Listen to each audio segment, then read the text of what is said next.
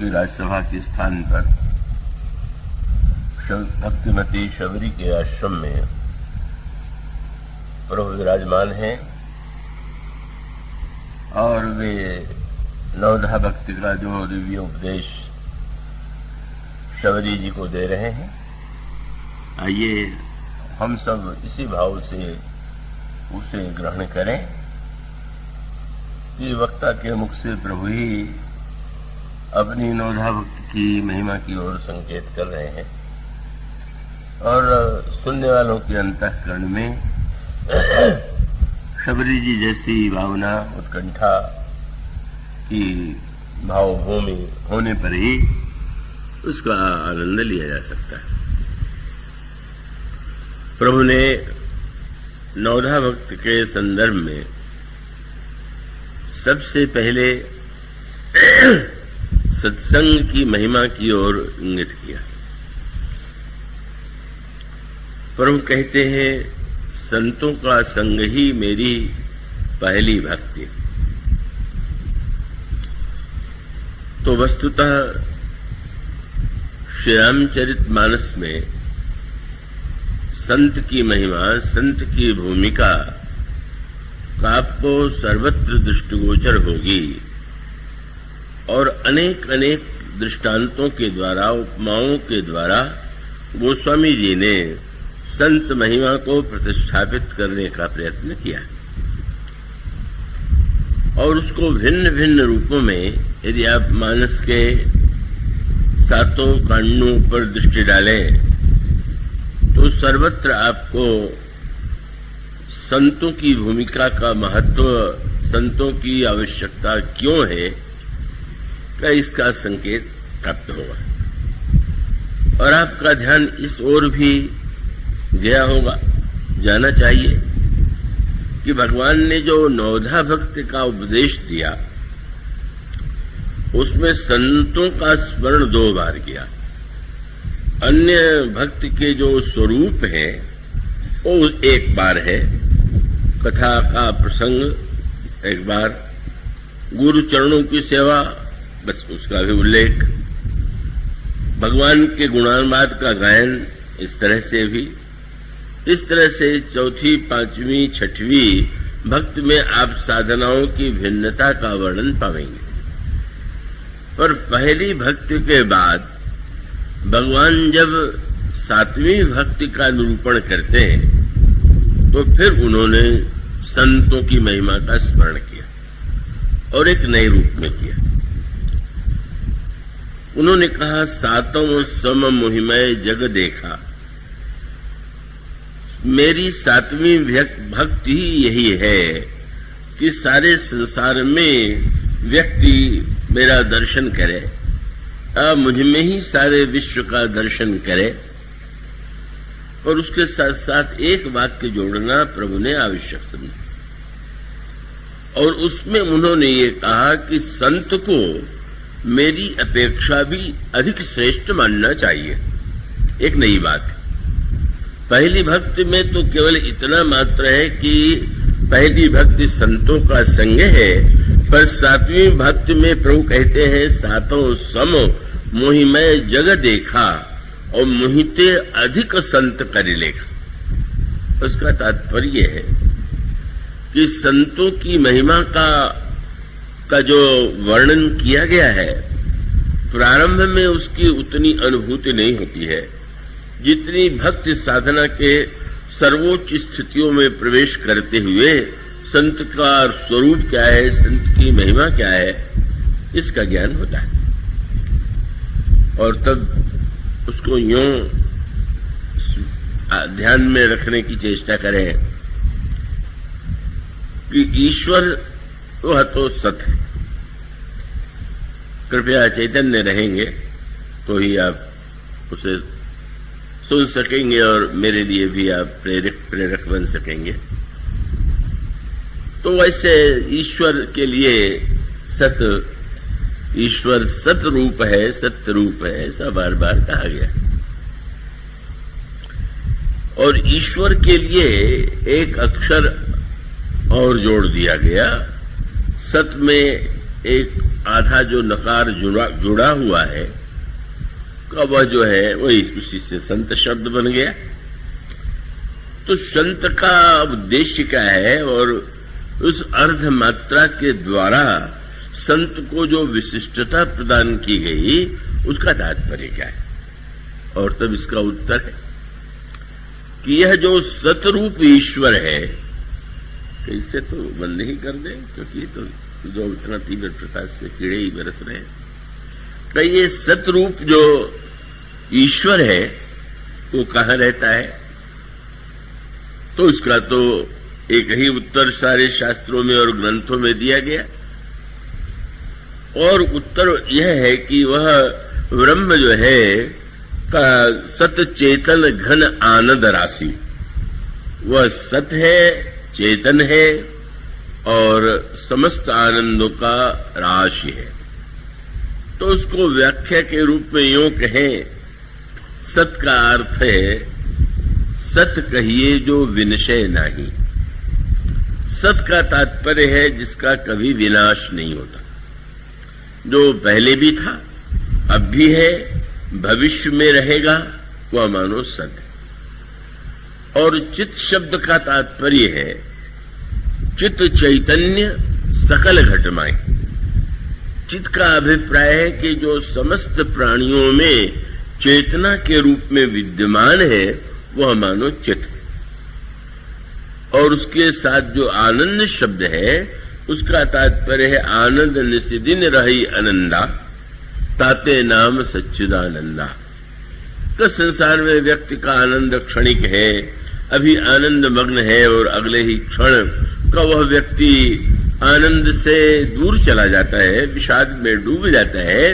पर जिसका आनंद सर्वतोक समस्त कालों में, समस्त व्यक्तियों में, समस्त जीवन में कभी आनंद विनष्ट नहीं होता है, वह आनंद है। तो ऐसा जो सच्चिदानंद घन है, बार बार उसका नाम इसी रूप में लिया गया है। और वह सच्चिदानंद जो है का वो समस्त प्राणियों के हृदय में विराजमान है, किंतु व्यक्ति को तो अपनी अनित्यता का ही अनुभव हो रहा है। उसे मृत्यु का भय सताता रहता है। उसके जीवन में व्यक्ति के जो अनेक भय हैं, उसमें सबसे बड़ा भय मृत्यु का भय। तो अब सत विराजमान है, सत हमारे हृदय में है, और शास्त्रों के वचनों पर श्रद्धा करें तो सत जो है उसके ही अंश हैं।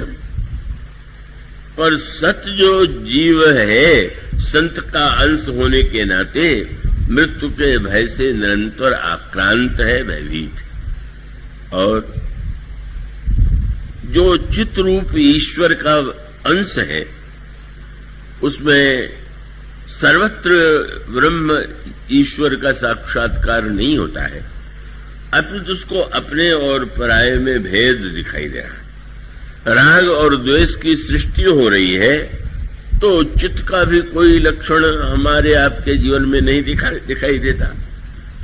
और इसी प्रकार से आनंद का भी, कितना क्षणिक आनंद हम सबके जीवन में होता है, कैसे हम प्रसन्न हो जाते हैं और कैसे हम दुखी हो जाते हैं। तो ऐसी स्थिति में बड़ा विचित्र सा प्रतीत होता है कि अंतःकरण में सच्चिदानंद ये ब्रह्म ईश्वर विराजमान है और जीव उसका अंश है। ईश्वर अंश जीव अविनाशी, चेतन, अमल, सहज सुख राशि। तो फिर यह विरोधाभास क्यों? और इस विरोधाभास के मिटाने का उपाय क्या है? तो इसके लिए एक बड़ा सरल सा दृष्टांत यूं है कि किसी शिष्य ने गुरु से प्रश्न किया कि आप कहते हैं कि सच्चिदानंद ईश्वर हृदय में विराजमान है, पर यदि है तो उसका अनुभव क्यों नहीं होता है? उस समय तो गुरुदेव मौन रह गए, पर दूसरे दिन ही उसी शिष्य के सामने अपने और जो निरंतर निकट रहने वाला शिष्य था, सेवक था, उसको आज्ञा दिया कि का वो लोहे की डिबिया में जो पारस पत्थर है उसे ले आओ।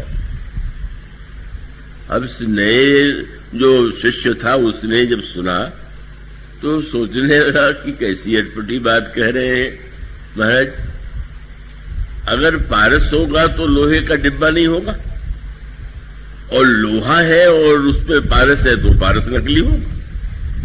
लोहा और पारस कैसे एक साथ हो सकते हैं? लेकिन जब गुरुदेव ने बुलाया और वो शिष्य लेकर के आया तो दिखाई पड़ा कि जो डिब्बी है वो तो लोहे की है, लेकिन जब उसमें उन्होंने खोला तो एक पतले से कागज में एक पत्थर लिपटा हुआ था, और उस पतले से पत्थर को से के ऊपर जो कागज लिपटा हुआ था उसे उन्होंने हटा दिया, और हटाते ही वह जो लोहे का डिब्बा था सोने का हो गया। गुरुदेव ने शिष्य को संकेत के रूप में समझाया, देखो लोहे के डिब्बे में पारस के होते हुए भी एक पतले से झीने से कागज के आवरण ने ही दोनों को दूर बना दिया था, और वो आवरण के मिटते ही का वह लोहा सोने के रूप में परिणत हो गया। यही मानो संकेत ये है कि जीव और ब्रह्म के अंतराल में जो एक पतला सा झीना सा आवरण है, संत माने जो उस आवरण को दूर कर दे और लोहे को सोने के रूप में बदल दे। पर वो आवरण इतने निकट होते हुए भी इस ईश्वर के लिए एक वाक्य कहा गया, निकट ही रहत दूर जन खोयो। निकट सबसे अधिक कौन है? ईश्वर। और दूर सबसे अधिक कौन है? ईश्वर। इसलिए उसके लिए तदूरे तरंतिके ऐसा कहा गया, वो दूर भी है और अत्यंत निकट भी है। तो है तो निकट, पर व्यक्ति को दूरी का अनुभव हो रहा है। का है निकट पर अंतराल में एक आवरण है, और उसी आवरण के लिए एक शब्द चुना गया, माया। और यही संकेत रामायण के विविध प्रसंगों में ये जो माया शब्द है, उस माया की बड़ी व्यापक व्याख्या की गई, और उसकी विलक्षणता यह है कि जो नहीं होते हुए भी है, और वो है नहीं होते हुए भी उस है का इतना प्रभाव है कि नहीं वस्तुओं का भी उतना प्रभाव नहीं है मनुष्य के अंतःकरण पर, जीवन में। क्यों? वास्तविक रोग हो तो दवा सरल, योग्य डॉक्टर होगा, वैद्य होगा तो आधा देगा। पर अगर किसी को भ्रम और संदेह का रोग हो जाए, रोग नहीं है, कई बार ऐसा होता है कि कई लोगों को लगता है कि अरे मैं तो बड़ा रोगी हूं। अब वो डॉक्टर के पास जाता है, डॉक्टर जांच करता है, योग वैद्य के पास जाता है, वैद्य उसकी नाड़ी देखता है, और वो तो कहता है कि तुम्हें तो कुछ नहीं। और इससे सुनकर के वो प्रसन्न नहीं होता रोगी, वो सोचता है कि मूर्ख है डॉक्टर, ये वैद्य कितना नासमझ है कि मुझे कष्ट हो रहा है, कह रहा कुछ है ही नहीं। इसका अर्थ यह है कि वस्तुतः माया यदि वास्तविक होती तो उसका विनाश सरलता से संभव था, पर नहीं होने पर भी जिसके होने का इतना अंतःकरण में प्रभाव है, वो उसका आवरण तो अपना ही बनाया हुआ है, और उस आवरण के कारण ही ईश्वर से हमारी दूरी बनी हुई। इसी को रामायण के अनेक दार्शनिक सांकेतिक प्रसंगों में प्रस्तुत किया गया। भगवान की बाल लीला में वसुंधरा जी निरंतर बाल लीला का आनंद लेते हैं। छोटे से कौवे के रूप में वो महाराज दशरथ के आंगन में खेलते हुए ब्रह्म के साथ स्वयं भी उस खेल में भाग लेते। स्वयं उन्होंने गरुड़ जी को सुनाया, लरिकाई जह जह फिरही तह तह संग उड़ाऊं, जूठन फिरई जूठन गिरई अजिर मह सोई उठाए मैं खाऊं। और क्या कहना है उन क्षणों का, उन आनंददायी उन अवसरों का जब वो प्रभु की क्रीड़ा का आनंद लेते हैं। पर एक दिन कुछ प्रभु के अंतर हृदय में अद्भुत ही लीला की इच्छा उत्पन्न हुई। कौशल्या अम्मा ने ला करके अपूप दिया, जो अत्यंत रसीला है। और प्रभु के हाथ में जब वो रसीला अपूप मालपुआ कुसुंडी जी को दिखाई दिया तो आज लगा कि आज प्रभु प्रसाद तो मुझे देंगे ही। और एक नई बात हो गई, प्रभु ने वैसे तो गिरता था तो लेते थे, आज प्रभु ने निमंत्रण भी दिया, आओ आओ। अच्छा, आज तो विशेष सम्मान पूर्वक का आमंत्रण देके बुलाया जा रहा है, तो कहने क्या है? कहीं ऐसा तो नहीं कि आज पूरा मालपुआ मुझे ही खिलाने वाले हो। लेकिन जब वो पहुंचे तो भगवान ने हाथ खींच लिया, बुलाया, और जब वो आए तो प्रभु ने मालपुआ नहीं दिया। तो सोचने लगे कि अब आपने बुलाया और नहीं दे रहे तो मैं क्यों यहां रहूं, भागे। और जब भागने लगे तो चलो भागी, तो बुलाते नहीं है, चलो भाग तब पूप दिखा, मैं मालपुआ दिखाते हैं, आओ आओ। मालपुए को दिखलाते हैं तो और पास में चले आते हैं, पर जब पास में आते हैं तो फिर दूर। यह थोड़े देर तक जब क्रम चलता रहा तो खींच गए भुसुंडी जी। अब मालपुए के लिए इतना बार बार इस तरह से बुलाना और न देना, तो आपने निश्चय किया कि अब मालपुआ दिखाएंगे तो भी नहीं आऊंगा। तो प्रभु ने देखा कि मालपुआ दिखाने पर नहीं आ रहे तो रोने लगे। रोने लगे तो मन में आया कि अब प्रभु जब रो रहे हैं, मेरे दूर जाने से तो पास में चले जाना चाहिए। तो आप आ गए पास में आ गए तो हंसने लगे। लगा कि पास जाने से भुसुंडी के प्रसन्न होते हैं और दूर जाने से रोते हैं। पर फिर वही स्थिति, पास आने के बाद हंसे तो अवश्य, पर जब उन्होंने सोचा कि प्रभु के चरणों को पकड़े तो अब प्रभु ने एक अनोखा कार्य किया, भागने लगे। पहले भुसुंडी भाग रहे थे, अब भगवान भाग रहे।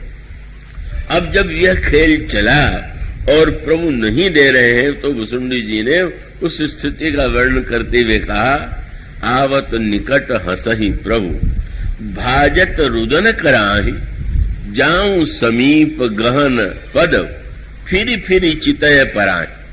भागते हैं, पर भागते हुए देखते हैं भुसुंडी जी को कि जब यह क्रम चला तो भक्त को बड़ा ही क्षोभ हो गया। इतने देर से कभी पास बुलाते हैं, कभी स्वयं भागते हैं, कभी हंसने लगते हैं, कभी रोने लगते हैं। इस दृश्य को देख करके उनके अंतःकरण में एक क्षण के लिए भ्रम उत्पन्न हो गया कि क्या सचमुच ये ईश्वर है भी कि नहीं। जिस ईश्वर के विषय में यह कहा जाता हो कि वो भक्तों की कामनाओं को पूर्ण करता है, वो एक मालपुआ का टुकड़ा देने में भी कृपणता करे, कैसा है ये ईश्वर। प्राकृत शिशु इव लीला देख भय मन मोह, व्याख्या भी उन्होंने कर दिया। बोले दोष उनका नहीं था, दोष मेरा था। क्या? प्रभु कर रहे थे लीला और मैं ढूंढने लगा चरित्र। नाटक के मंच पर जो कार्य किया जाता है वो लीला है, और व्यवहार में जो किया जाता है वो चरित्र है। तो अब भगवान तो बच्चों जैसी लीला कर रहे थे, तो उन्होंने कहा मैं ढूंढने लगा ईश्वर की चरित्र को लेकर के। मैं भूल गया कि भगवान तो इस समय बाल लीला का बालक भला किसी को मालपुआ सरलता से दे देगा क्या? बल्कि आपने तो जरूर अवश्य कविता पढ़ी होगी जिसमें का एक कौवे का वर्णन रसखाने ने किया, और उसमें तो और भी विलक्षण संकेत है। तो लगता है ये कि भुसुंडी जी रहे होंगे, रामावतार में आए तो श्री कृष्णावतार में भी पहुंच गए, और उस समय श्री कृष्ण की झांकी का वर्णन जो किया का रसखान ने बड़ा सुंदर है।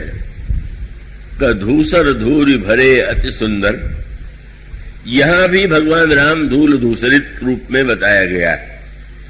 कौशल्या अम्मा ने प्रारंभ में जब उनको का पकड़ने के लिए दौड़ी, क्योंकि महाराज दशरथ भोजन के लिए बैठे हुए थे, का प्रभु बुलाने पर भी नहीं आए, तो उस समय कौशल्या अम्मा जब पीछे दौड़ी तो भगवान जो है धूसर धूरी भरे तनाए, दौड़ते दौड़ते भूमि में गिर गए और मां कौशल्या जी गोद में ले आई।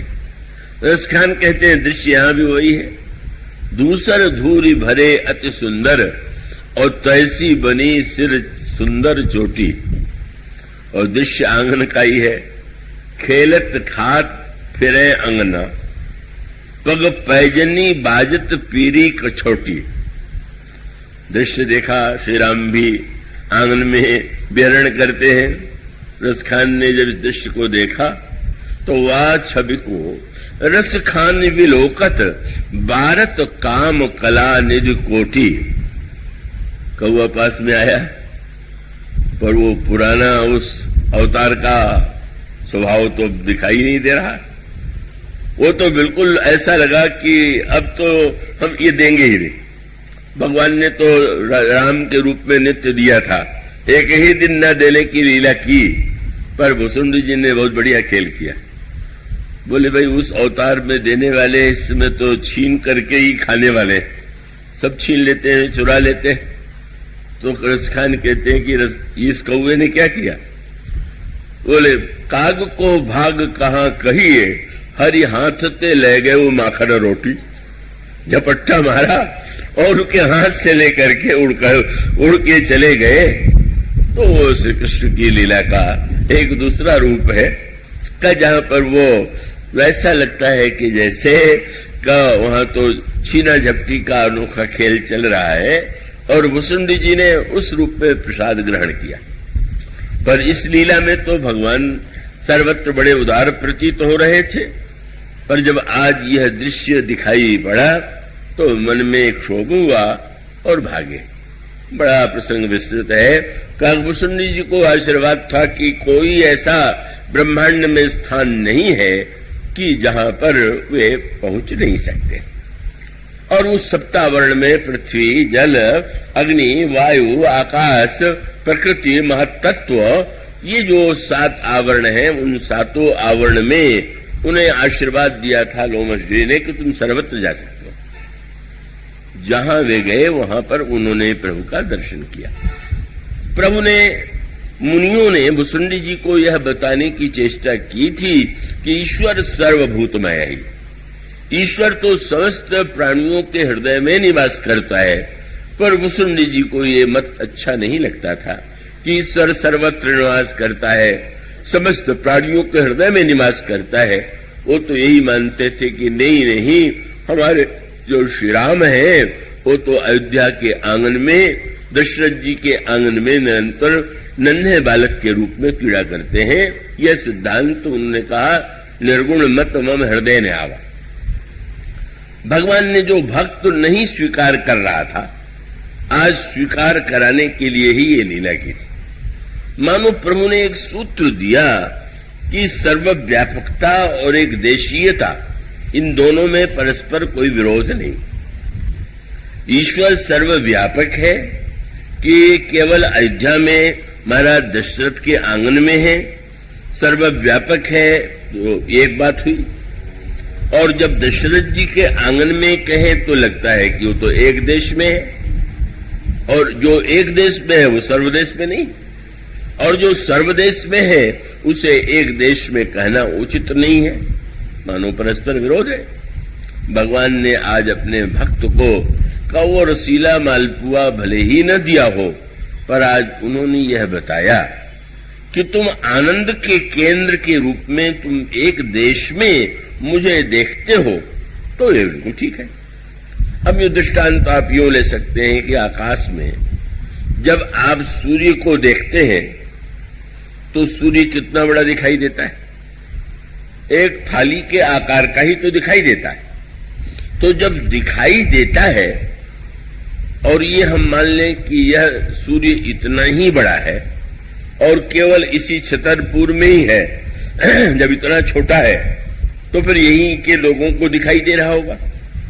तो आपकी ये धारणा आप जब पढ़ेंगे, जानेंगे कि सूर्य कितना विशाल है, तो लगेगा कि नहीं, सूर्य तो पृथ्वी से न जाने कितना अधिक गुना बड़ा है। और तब इसका तात्पर्य क्या है कि उस सूर्य को यदि हम ससीम रूप में देखते हैं तो उसका दो ही कारण है, दूरी और हमारे दृष्टि की सीमा। हमारी जो दृष्टि है वो उसकी क्षमताएं सीमित हैं, तो जितनी हमारी सीमा में है हम वस्तु को उतना ही तो देख सकते हैं। और इसलिए मानो वे बताना चाहते थे कि सर्व देशों में होते हुए भी भक्त यदि एक स्थान में मुझे देखता है तो दृष्टि का ये खेल है, वस्तुतः ये मेरे द्वारा मैं एक देशीय नहीं हो जाता। और दूसरा उनका संकेत यह था कि व्यापक वस्तु का आनंद लेने के लिए भी तो उसे ससीम और एक देशीय बनाना पड़ता है। एक आम का विशाल वृक्ष है, पर जब हम आम की विशालता को देख रहे हैं तो उसमें कितना विशाल वृक्ष है, कैसी गहरी जड़ है, कितनी डालियां हैं, कितने पत्ते हैं, इस पर ध्यान जाए। लेकिन भूख लगी हो तो क्या कोई डालियां पत्ते गिनने बैठेगा क्या? वो तो अगर एक नन्हा सा आम का छोटा फल मिल जाए तो उसका रस लेकर के उसको जिस तृप्ति का अनुभव होगा वह डाल और पत्तों को गिन करके तो होगा नहीं। और इसका तात्पर्य है कि आनंद के लिए उस ईश्वर को हम एक देश में पा करके ही तृप्ति का अनुभव करते हैं, रस का अनुभव करते हैं।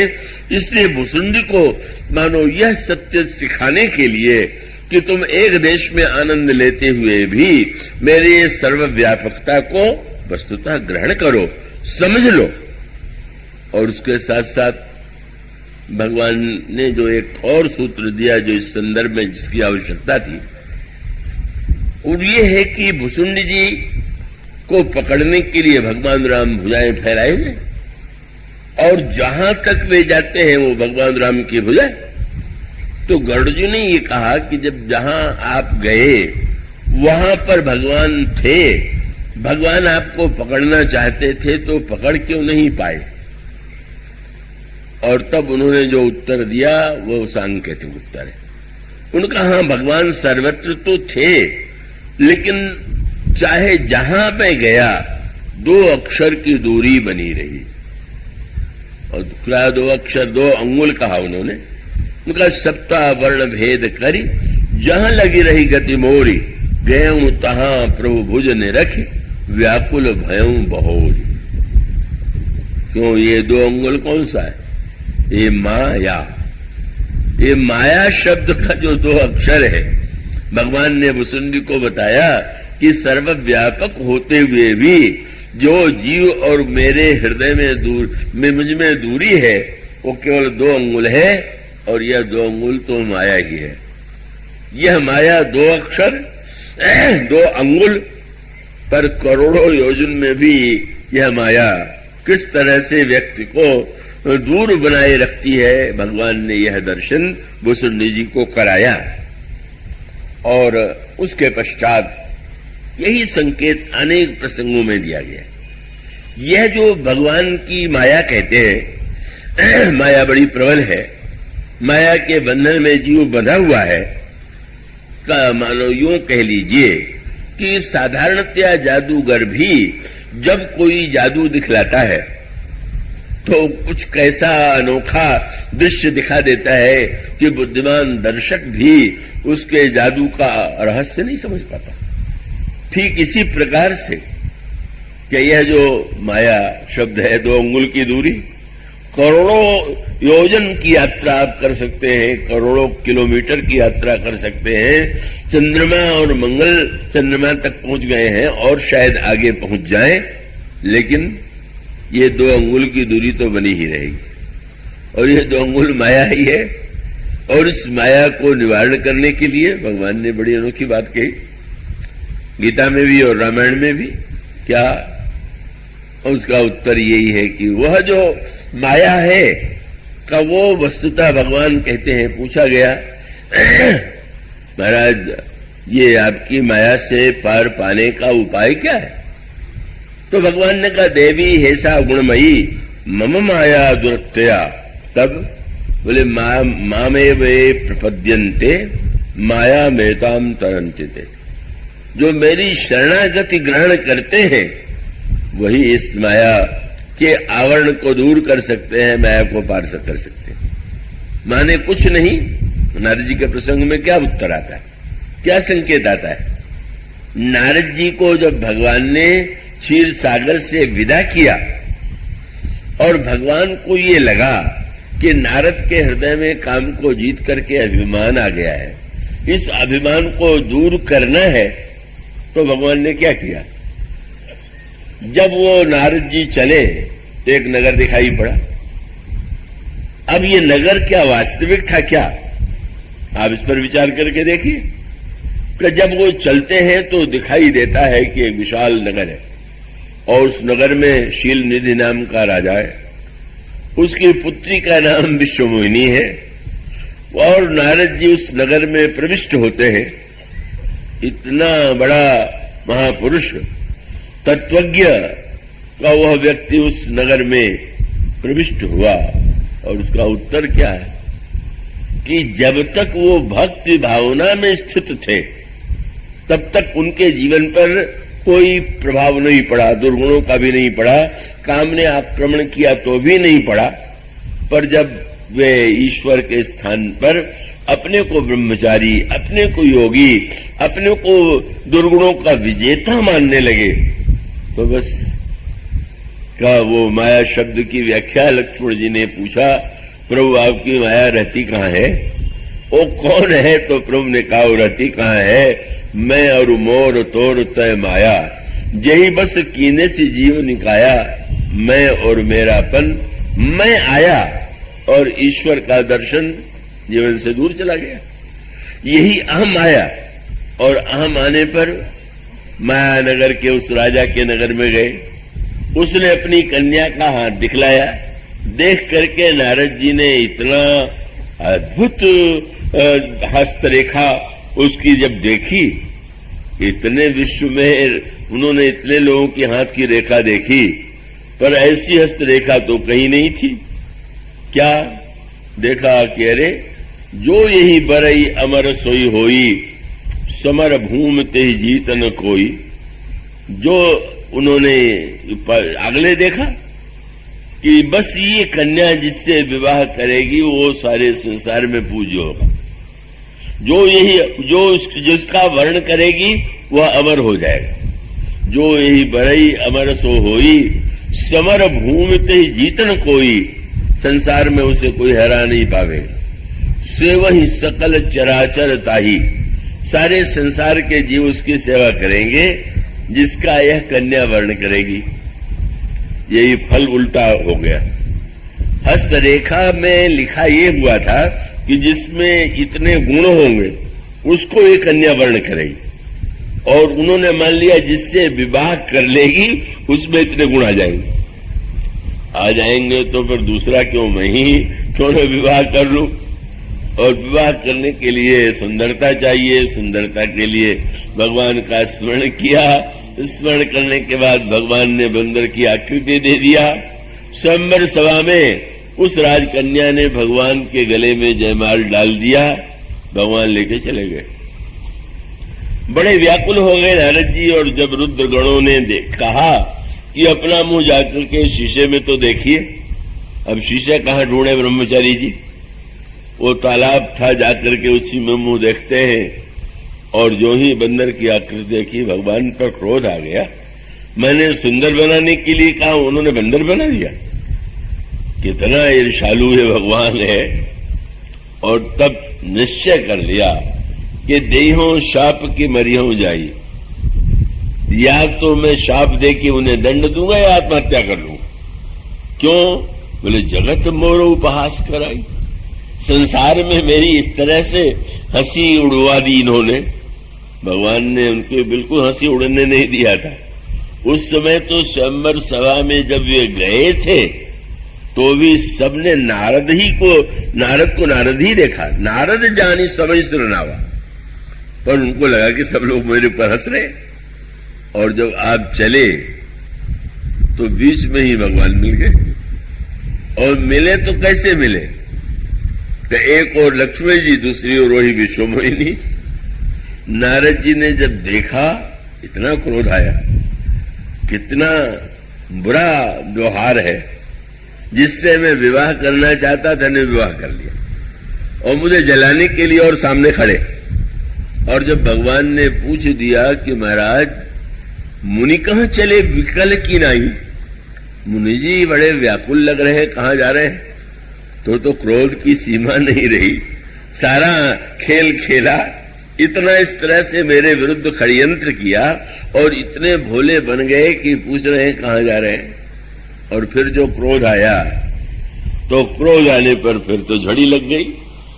पहले तो भगवान की निंदा किया, निंदा करने के बाद जब श्राप दे दिया तो बहुत सुंदर वाक्य कहा। उसके बाद नारद जी को भगवान ने उपदेश दिया क्या, एक शब्द गोस्वामी जी ने लिखा, ये जितना खेल था, न कोई राजा था, न कोई कन्या थी, न स्वयंवर सभा थी, न विवाह था, नारद जी सबको सत्य मान बैठे और भगवान ने क्या किया, बोले तब हरि माया दूरी निवारी, माया को बस जो ही कहा था, नहीं था रमा न राजकुमारी। अब जब देखते हैं तो लक्ष्मी भी नहीं, विश्वमोहिनी भी नहीं, मानो एक ये दो अक्षर के शब्द ने कितना भ्रम अंतःकरण में उत्पन्न कर दिया कि उत्पन्न करने के बाद भगवान में इतने दोष दिखाई देने लगे कि उन्होंने यही कहा कि तुम तो महान स्वार्थी हो, कुटिल हो, बड़े कपटी हो, तुम्हारा तो पुराना इतिहास ही ऐसा है। इतने दिन तक भक्त थे तो ये अवगुण नहीं दिखाई पड़े थे। असुर सुरा विश्व शंकर ही आप मामणि चारु स्वार्थ साधक कुटिल तुम सदा कपट व्यवहार। सब खेल क्या था, मानो आप किसी स्वप्न में को जो दृश्य देख रहे हो और स्वप्न का दृश्य जब दिखाई देता है तब तो वास्तविक ही प्रतीत होता है, पर प्रतीत होने के बाद जब व्यक्ति जागता है तो क्या वो स्वप्न में दिखाई देने वाला अगर किसी व्यक्ति ने सपने में सिर पर प्रहार कर दिया है या दिखाई पड़ा कि सपने में इसने मेरा सिर काट लिया, तो क्या जगते ही वो ढूंढने के लिए निकल पड़ेगा कि इसने मेरा सिर काटा है, मैं इसे बदला लूंगा।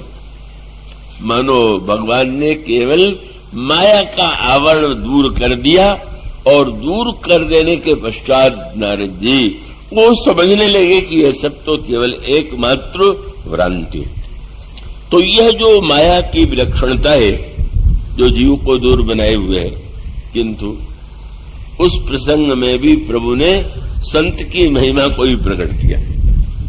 एक बड़ा सुंदर प्रश्न आया है, मैं आशा करता हूं एकाग्रता से आप उसे समझेंगे कि जब यह वर्णन आता है कि नारद जी को माया ने मोहित कर लिया, जब यह वर्णन आता है कि भगवान राम की माया ने सती को मोह में डाल दिया, भगवान शंकर ने सती से परीक्षा लेने के लिए कहा, सती जी परीक्षा लेने के लिए गई, लौट करके आई, कछुर परीक्षा लीन गोसाई कीन प्रणाम तुम्हारी ही नहीं।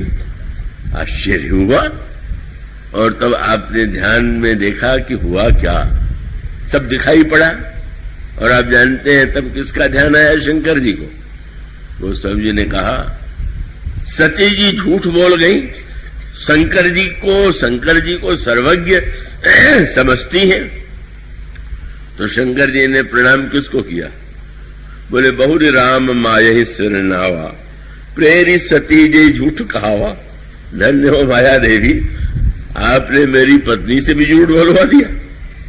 मनुष्य का अभिप्राय ये है बहुरी राम माया सिरनावा का, यह जो माया जिसको तो भगवान कृष्ण कहते हैं देवी ऐसा गुणमयी मम माया दुरत्या, माया के ये जो प्रसंग है, माया से जब दिखाई देता है कि बड़े बड़े भक्त मोहित हो गए, तो जो प्रसंग आपको मैं सुना रहा था काकुसुंडी जी और गरुड़ के संवाद में, उसमें भी मूल प्रश्न यही था। मैं आशा करता हूं आप ये भटक नहीं जाएंगे कि कहीं दूर बात चली गई है। गरुड़ जी से नारद जी ने यह कहा कि लंका के युद्ध में प्रभु को नागपाश में मेघनाद ने बांध लिया, आप जाइए और नागपाश से मुक्त कीजिए। गरुड़ जी जाते, और गरुड़ जी जाते हैं तो स्वाभाविक है वो जो सर्प थे वो विनष्ट हो गए और उस तरह से भगवान नागपाश से मुक्त हो गए। पर भगवान तो नागपाश से मुक्त हो गए, पर भुसुंडी जी गरुड़ जी के हृदय में बड़ा विलक्षण भ्रम उत्पन्न हुआ। ईश्वर के विषय में यह कहा जाता है कि वो ईश्वर जो है उसका नाम लेने से ही संसार में व्यक्ति भव बंधन से छूट जाता है, और वो ईश्वर स्वयं एक राक्षस के बांधने से बंध गया, अपने को छुड़ा नहीं पाया, मुझे आना पड़ा। यह कैसा ईश्वर है? बस फिर वही शब्द बार बार आया, बस व्याकुल हो गए, पहुंच गए नारद जी के पास। इन्हीं ने भेजा था, क्यों महाराज इसी के लिए मुझे भेजा था आपने? अच्छे, मैं गया और मैंने दृश्य देखा, मुझे तो भ्रम हो गया। नारद जी ने तुरंत भगवान की माया का स्मरण किया, बोले हरि माया कर। बस वो अब ये जो हरि की माया है वो बड़ी प्रबल है, और साथ साथ यह भी ब्रह्मा ने भी माया का नाम लिया। अंत में नारद जी ने भी माया का नाम लिया और यही कहा हरि माया, ये हरि माया कर अमित प्रभावा, विपुल बारज ही मोहि नचावा। यह माया अनेक अनेक बार मुझे नचा चुकी है। ये कहा गया कि यह जो माया है सोई व्यापी विहंग पतितो ही, वही माया का चक्र आ गया है। और तब यहां जो सूत्र रामायण में दिया गया बड़े महत्व का है। इसको यूं कह लें कि अगर बड़े से बड़े भक्त को भ्रम हो जाता है और संसार के अन्य जीव भी भ्रम में पड़ जाते हैं, तो फिर भक्त संत में और जो अज्ञानी जीव हैं उनमें अंतर क्या?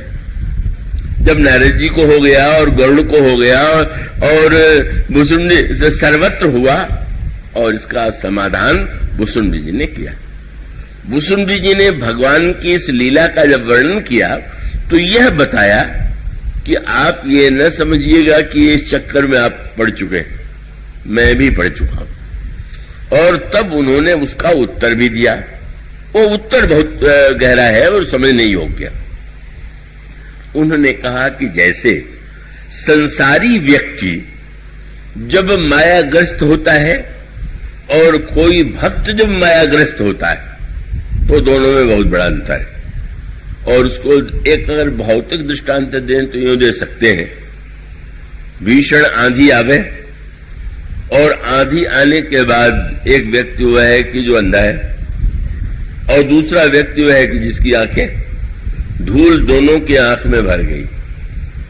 आंधी शांत हो गई, दोनों ने अपनी आंखें धोई, पर धोने के बाद जो आंख वाला था उसे दिखाई देने लगा, और अंधे को न पहले दिखाई दे रहा था, बेचारे को न बाद में दिखाई दे रहा। तब उन्होंने सूत्र यह दिया कि वस्तुतः यह जो माया है कि ये संसार के समस्त जीवों के जीवन में परिव्याप्त है। मैं और मेरेपन के रूप में, तय और तेरेपन के रूप में, भेद बुद्धि के रूप में इतने निकट रहते हुए भी इस माया के कारण, चाहे उसे पतला आवरण कह लीजिए, चाहे 2 अंगुल कह लीजिए, चाहे अज्ञान कहिए, चाहे भ्रम कहिए, चाहे जादूगरी कहिए, वही जीव को ईश्वर से दूर बनाए हुए। तब उस समय भुसुंडी जी ने तुरंत ये बताया कि गरुड़ जी आप नहीं, मेरे साथ भी ऐसा खेल कर चुके हैं। और सारे बात बताने के बाद फिर उन्होंने समझाया। और वो थोड़ा दार्शनिक प्रसंग है, पर अगर व्यवहारिक दृष्टांत दें तो उसका दृष्टांत यूं है कि एक व्यक्ति जीवन में रो रहा है और बहुत दुखी है, और एक व्यक्ति नाटक का जो सूत्रधार है, कोई नाटक खेलना है मंच पर, तो नाटक के मंच पर सूत्रधार ने कहा कि तुम्हें मंच पर रोना है, और रोना ऐसा है कि वो बिल्कुल लोगों को सजीव लगे। अब एक व्यक्ति जो मंच पर रो रहा है और दूसरा जो घर में रो रहा है, आंसू दोनों की आंख में, पर दोनों में अंतर है कि नहीं? अंतर है। क्या? बोले एक के आंसू के मूल में सचमुच राग है, ममता है, कोई दुख है, और दूसरे के आंसू के मूल में न राग है, न ममता है, न तो दुख है। दूसरे के आंसू के मूल में सूत्रधार की आज्ञा से अपने को इस रूप में प्रस्तुत करना। मानो संकेत यह है। उन्होंने कहा, उसके लिए उन्होंने दृष्टांत दिया, हरि सेवक ही न व्याप अविद्या और प्रभु प्रेरित व्यापित ही विद्या। अविद्या माया से संसार के जीव ग्रस्त है और यह जो भक्त है वो विद्या माया से प्रेरित है। और तब उसमें अंतर क्या होता है? बोले जो अज्ञानी जीव है वो बंधन में पड़े हुए निरंतर दुख की दिशा में बढ़ रहे हैं, और यहां भगवान जब भी किसी भक्त को मायाग्रस्त बनावेंगे तो उससे इतना अधिक आनंद आता है कि लगता है कि न माया का खेल होता तो ये सब समझ में कैसे आता। हरि सेवक ही न व्यापा विद्या प्रभु प्रेरित व्यापित विद्या ताते नास न हो दास कर भेद भगत बाढ़ विहंग वर। उससे भक्त के हृदय में और भक्ति बढ़ जाती है, प्रेम बढ़ जाता है, और उसको भगवान उस रूप में प्रस्तुत करके स्वयं भक्त को तो आनंद देते ही, भक्त के को माध्यम बना करके भगवान संसार के जीवों की समस्या का भी समाधान करते हैं। यही मानो वह सूत्र है कि यह जो जीव के ईश्वर के निकट रहते हुए भी जो जीव और ईश्वर को दूरी का अनुभव करा रही है, का उसमें संत की भूमिका क्या है? संत की भूमिका ही यही है कि भले ही संत मायाग्रस्त होता हुआ दिखाई दे, पर जब मायाग्रस्त दिखाई दे तो बाद में तो ऐसा अद्भुत आनंद आता है कि लगता है कि अरे ये तो बहुत ही अच्छा हुआ। नारद जी या गरुड़ जी, अब सोचिए गरुड़ जी के जीवन में अगर भ्रम न होता, मोह और माया का प्रभाव न पड़ता, तो बहुत सुंदर बात कही भुसुंडी जी ने गरुड़ जी से, क्या आप मेरे पास क्यों आए हैं आप जानते हैं? गरुड़ जी ने कहा, महाराज मैं तो अच्छी तरह जानता हूं। क्या? मेरे हृदय में संशय हो गया था, भ्रम हो गया था, उसके निवारण के लिए शंकर जी के कहने से मैं आया हुआ। बोले कुछ नहीं, आपको भगवान ने भेजा। अब गरुड़ जी कहते हैं भगवान तो मुझसे मिले भी नहीं, उन्होंने कहा भी नहीं कि लंका में कहा हो कि जाकर के भुसुंडी से कथा सुनो। कहने लगे कि वो सामने तो नहीं दिखाई पड़े, पर माया के इस खेल के पीछे एक उद्देश्य था उनका। क्या? प्रभु ने यह संसार के जीवों के सामने भक्ति की महिमा का प्रदर्शन करने के लिए क्या किया? बोले महान तत्वज्ञ लोमस जी ने मुझे कौआ होने का शाप दे दिया, और शाप देने के बाद क्या मुझे अद्भुत सुख मिला कि मैं बन तो गया कौआ, लेकिन प्रभु ने ऐसा खेल किया कि कथा सुनने के लिए हंस मेरे पास आने लगे। तो प्रभु ने मानो ये कहा कि महाराज आप कौआ बना सकते हैं, हंस सबसे श्रेष्ठ, लेकिन जो भगवान का मेरा प्रिय भक्त है वो कौआ भले ही हो जाए पर हंस भी उसे सुनेंगे। अब गरुड़ जी से भुसुंडी जी रहस्य खोलने लगे कि प्रभु ने हंसों को तो मेरे पास भेज दिया, पर उनको पूरा संतोष नहीं हो रहा था, उन्होंने माया का खेल कर दिया। क्या? बोले आप में उन्होंने जानबूझ करके भ्रम उत्पन्न कर दिया, और भ्रम उत्पन्न करने का उद्देश्य था कि आप पक्षियों के राजा होकर के भी मेरे पास आवे तो मुझे बड़प्पन देने के लिए भेजा है, और आपको कोई भ्रम नहीं। उन्होंने यही कहा कि आपने तुमने जो मोह कही खगसाई, दो बातें सो नहीं कछु आचर गोसाई, और दूसरी बात पठाई मोह मिस खगपति तो ही रघुपति दीन बड़ाई मोही। कितनी भगवान की कृपा है कि इसी बहाने आपको मेरे पास भेज करके उन्होंने मेरे गौरव को बढ़ाया, और वह सूत्र रामायण में सर्वत्र है। यह जो संत है वह कौन है? और उसका दृष्टांत यूं कह ले कि जब जादूगर जादू दिखला रहा हो तो सब लोग चकित हो जाएंगे। लेकिन उन जादूगरों में से जो जादूगर का चेला है, उस चेले की विशेषता क्या है? जब वो खेल देखता है तो खेल का भी आनंद लेता है, पर मन ही मन वो कहता रहता है, वाह गुरुजी, क्या चक्कर आपने चलाया है कि सब बेचारे भ्रम में पड़ गए। मानो नट कृत विकट कपट खगर आया, नट सेवक ही न व्यापी माया। जो नट सेवक है उस पर माया का प्रभाव नहीं पड़ता है। यह संत कौन है? जिनके को माध्यम बना करके प्रभु माया की महिमा, माया की अगाधता, माया का स्वरूप प्रकट करते हैं। और फिर उसके बाद अब नारद जी मायाग्रस्त हो गए, तो हम लोगों को तो भगवान से अधिक नारद जी को धन्यवाद देना चाहिए, क्योंकि भगवान ने नारद को शाप दिया कि आपको मनुष्य बन के अवतार लेना पड़ेगा। तो भगवान ने जिन संत के शाप को स्वीकार करके अवतार ले लिया, वह माया का जो रूप था, माया का खेल चला। और उसके बाद बहुत सुंदर सूत्र आया। क्या? जब नारद जी ने देखा कि न लक्ष्मी है न वो राजकुमारी है, ये सब तो केवल कल्पना का ही खेल था, तो प्रभु के चरणों में गिर गए और गिर करके कहने लगे कि महाराज, मुझसे बड़ा अपराध हो गया। मैं क्या क्या मैंने आपको नहीं कह दिया, अब मैं एक ही बात कहूंगा। क्या? बोले, उन्होंने ये कहा, प्रभु मैंने इतना आपके लिए कठोर शब्द कह दिया, तो मैं चाहता हूं कि मेरा वचन ये झूठा हो जाए, मेरा शाप झूठा हो जाए। मृषा हो मम साप कृपाला। देख, जो ही नारद जी कहने लगे झूठा हो जाए, भगवान ने नारद का मुंह बंद कर दिया।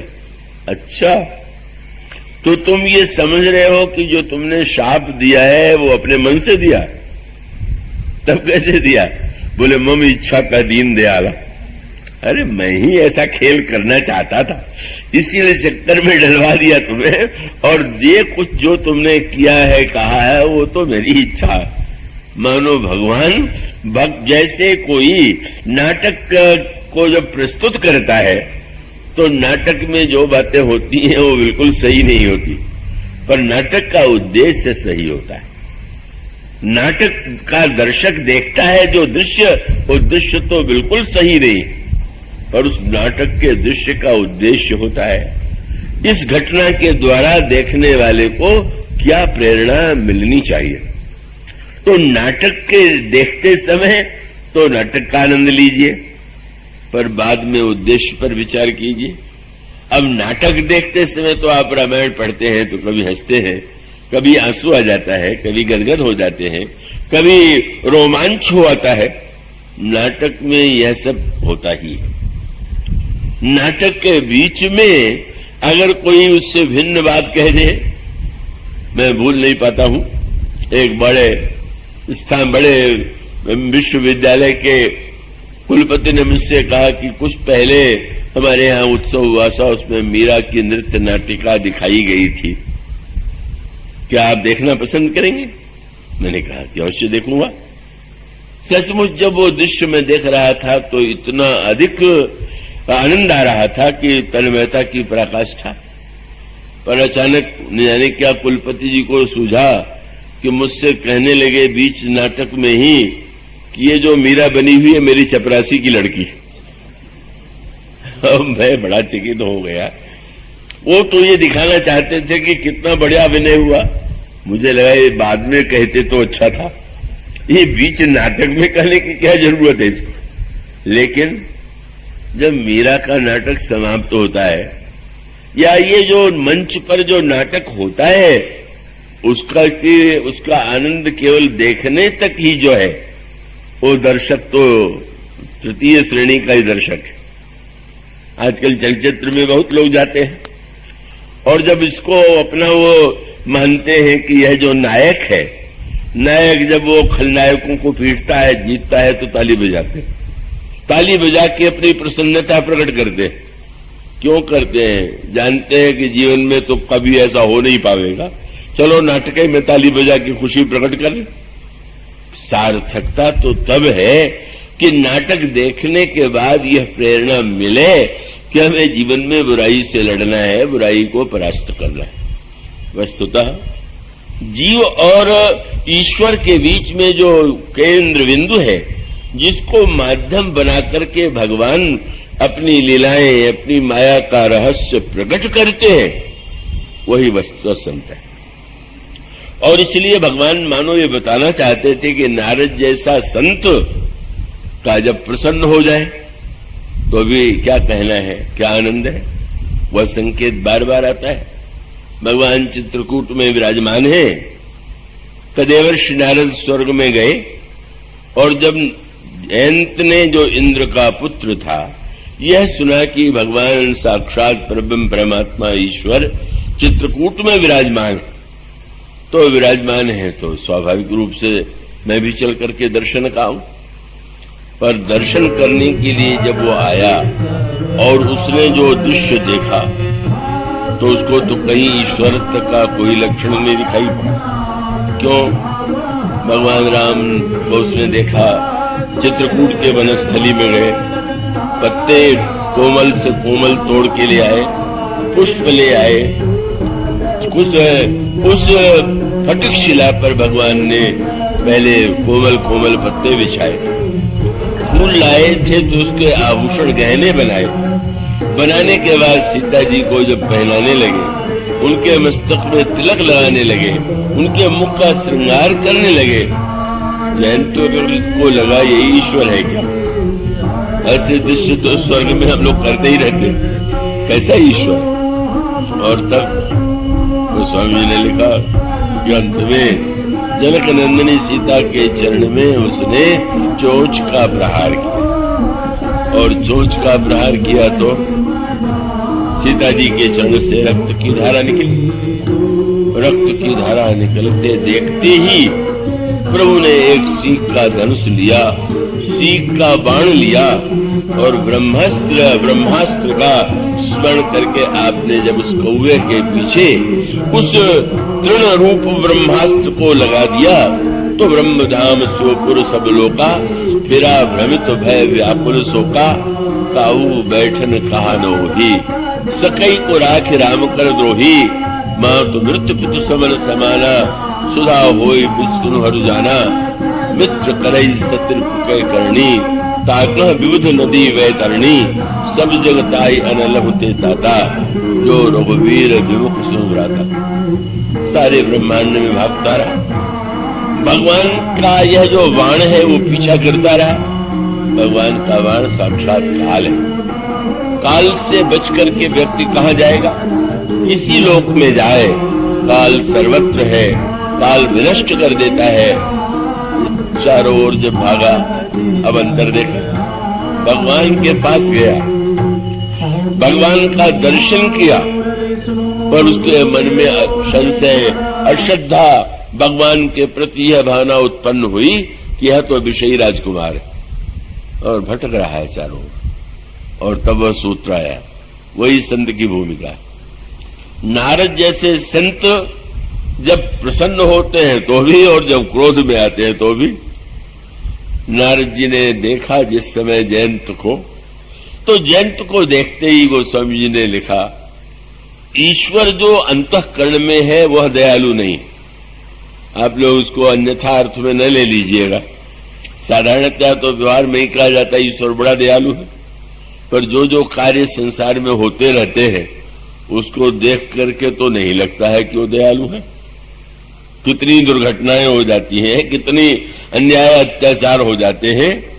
वस्तुतः जो हृदयस्थ ब्रह्म है वो दयालु और क्रोध दोनों से ऊपर है, वो परम प्रकाशक है।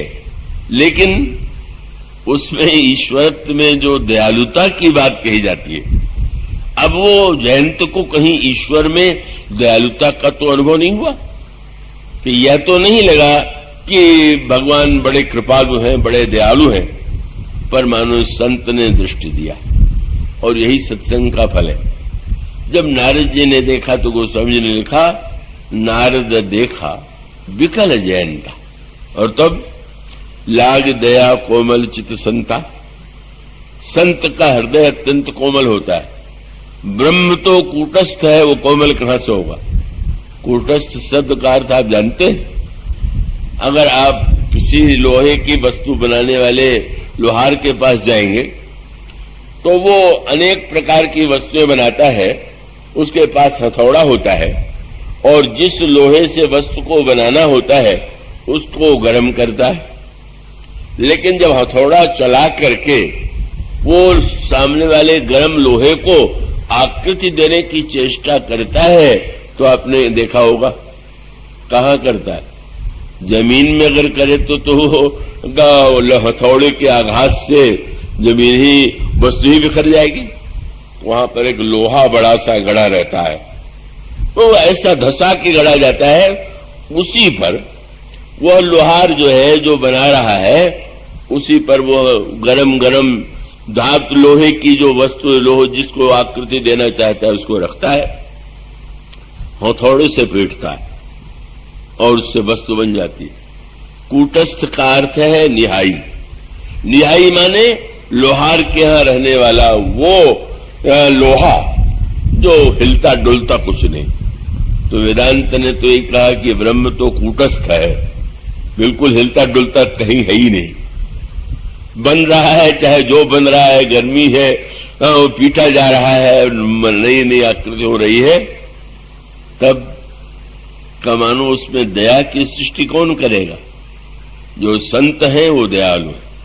ब्रह्म जो है वो तो न कठोर है और न दयालु है। इसीलिए अध्याकांड में कहा गया यद्यपि सम नहीं राग न रोसु, न वो किसी से प्रसन्न होता है न किसी पर क्रोध करता है, गहई न पाप पुण्य गुण दोषु, वो है सम। और ये भक्त है। संत कौन है? बोले पर दुख द्रवहिषु संत पुनीता, दूसरे के दुख से जिसके हृदय में करुणा का संचार हो जाए वही संत है। यही भगवान ने बाण लगा दिया, पर दया का उदय तो संत के हृदय में हुआ। इसलिए गोस्वामी जी ने वहां पर शब्द लिखा नारद के लिए, नारद देखा विकल जयंता लाग दया कोमल चित संता। और तब आपने कहा सुनो सुनो, प्रथम भक्त संतर कर संगा, दूसरा रति मम कथा प्रसंगा। संत के पास जाएंगे तो क्या सुनाएंगे कथा? तो जयंत को भागते देख करके नारद जी ने कहा रे भाई थोड़ी कथा सुन के जाओ। महाराज यही कथा सुनने का समय है, देख नहीं रहे काल मेरा पीछा कर रहा है। कई लोग कथा में इसी डर के मारे नहीं आते कि काल पीछा करता रहता है, समय नहीं है, ये काम कर रहा है, काल का चल रहा है बाण। तो नारद जी पीछे पीछे दौड़े। और कथा का अर्थ क्या होता है? कथा माने घटनाओं को सुना देना नहीं है, वो तो कहानी है, कोई बात कैसे हुई सुना दिया। कथा माने घटनाओं की व्याख्या, और व्याख्या माने उस घटना को आप जिस दृष्टि से देखते हैं, कथा सुनकर के उन घटनाओं को देखने की एक नई दृष्टि मिलती। और यही संत ने किया। पूछा तुम क्यों भाग रहे हो? महाराज प्रभु का बाण लगा हुआ है पीछे। क्यों लगा हुआ है? महाराज क्यों लगा? वो मारने के लिए। मैंने बड़ा अपराध कर दिया, श्री किशोरी जी के चरणों में प्रहार कर दिया, इसलिए बाण मारने के लिए पीछे लगा हुआ है। कहां कहां गए? स्वर्ग गए, ब्रह्मलोक गए, शंकर जी के यहां गए, सब जगह गए। क्या हुआ? बोले महाराज बचाना तो दूर रहा, लोगों ने बैठने भी नहीं दिया, निकालो चलो है जल्दी यहां से भागो। तो भाई तुम कहते हो कि बाण पीछे लगा हुआ था, क्यों लगा हुआ था? तुमको तो मारने के लिए। तो जब तुम्हें कोई बचाने वाला था ही नहीं और जहां तुम गए वहां बाण गया तो मारा क्यों नहीं? मानो संत जिज्ञासा उत्पन्न करता है, सोचो क्यों हुआ है ऐसा? महाराज मेरी समझ में नहीं तो आया। यही कहा कि वस्तुतः तुम समझते हो कि मारना चाहता था, मारना चाहता तो उसी समय मार देता, तुम बच के कहां जा सकते थे। लेकिन वह तो तुम्हें निमंत्रण देने के लिए पीछे पीछे भाग रहा था कि कहीं जाओ, मैं सर्वदा तुम्हारे पीछे हूं, पर जिनके कर कमलों के द्वारा मैं संचालित हूं उनके पास जाना ही सबसे सर्वश्रेष्ठ है।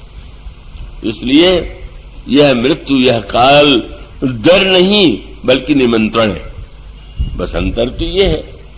अंतर का अभिप्राय मृत्यु माने बड़ा दुख और संकट, और जिसको लगने लगा ईश्वर का निमंत्रण है तो निमंत्रण है तो महाराज जाऊंगा तो, पर प्रभु पूछ देंगे कि तुमको यदि आना ही था तो गए क्यों? बोले प्रभु मैं गया कहां, मैं तो आपका प्रभाव देखने के लिए आया हुआ था। तो अपने घर में तो सबका प्रभाव होता है, मैं देख रहा था कि आपका प्रभाव कितना फैला हुआ। जाके देखा इंद्रलोक में, ब्रह्मलोक में, कैलाश में, सर्वत्र आपका प्रभाव व्याप्त है। महाराज ये तो कह दूंगा, पर अगर प्रभु ने पूछ दिया कि अब यहां क्यों आए हो, तो सीधे से कह देना कि प्रभाव देख चुका था, स्वभाव देखना बाकी है, इसलिए अब आपके पास आया वो। और सचमुच वह भगवान की शरण में चला गया। मानो जो काल सर्प से निरंतर आक्रांत जीव है, जो अपनी रक्षा के निरंतर भाग रहा है, संत उसको भगवान की शरणागति की प्रेरणा देता है। संत क्रोध करता है तो भगवान को नीचे उतारता है, अवतार के लिए प्रेरित करता है। आप आइए, जीव की समस्याओं का समाधान आप स्वयं दीजिए, जिससे जीव जो है आपके चरित्र के द्वारा, आपकी लीला के द्वारा का सीख सके। समुद्र के किनारे हनुमान जी कहने लगे कि मैं बस जा रहा हूं, त्रिकूटाचल पर्वत को उखाड़ लाता हूं, रावण को मार डालूंगा, सारी सेना को मार डालूंगा और पर्वत लेकर के श्री किशोरी जी को ले आऊंगा। कह तो गए, लेकिन अचानक सोचने लगे क्या मैंने ये सही कहा?